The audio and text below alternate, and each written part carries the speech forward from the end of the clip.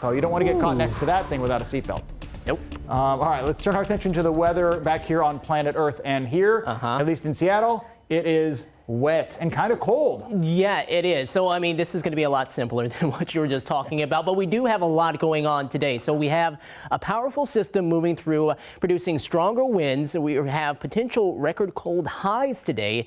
And then we also have snow into the mountains, which we're going to talk about here soon. Observed wind gusts here over the past hour. Check it out. 36 miles per hour in Oak Harbor, 29 in Bellingham. Southward, you can see some of those numbers elevated too, around 20 to 30 miles per hour.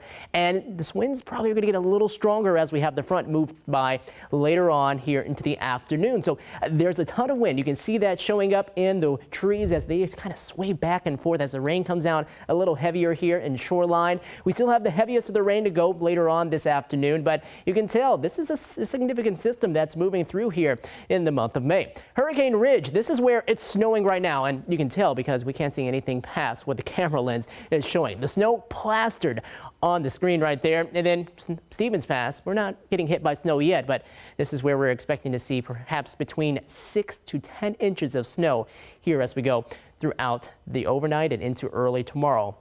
Winter weather advisory out for areas farther to the north and south across the South Cascades and the North Cascades. Elevations above 4,000 feet, and we are going to see those amounts between 6 to 10 inches. And just because you don't see those locations in between there under this winter weather advisory does not mean that we're not seeing any accumulating snowfall there. So snow elevations around 4,000 feet later on this evening, and then going on into the night, they drop, and they drop all the way to 2,000 feet by early tomorrow morning. So some low snow levels for this time of the year. They bounce up quickly around 5,500 to 7,000 feet over the weekend, and then we'll kind of start to level off around 4,000 to 3,000 as we go later on into next week. Something else to keep in mind, potential record cold highs. We're going to see those right around the 53-degree mark. Our temperature is going to be in the low 50s here for the next couple of hours here in Seattle, which is at 51 right now. But we do expect to see that number maybe jump up a little bit. But if it doesn't, of course, we could tie, if not even break, that all-time, or not the all-time, sorry, but the daily record low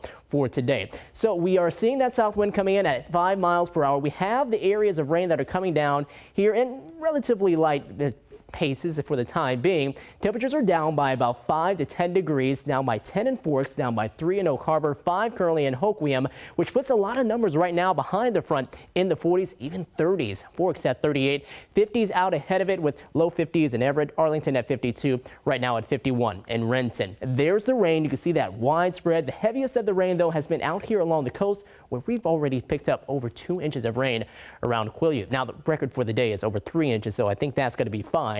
This system moving off towards the east eventually will bring this front on through. We'll start to quiet down as we go deep into the night, but here for the next few hours, some heavier rain pushing on by for your afternoon and probably for your evening commute.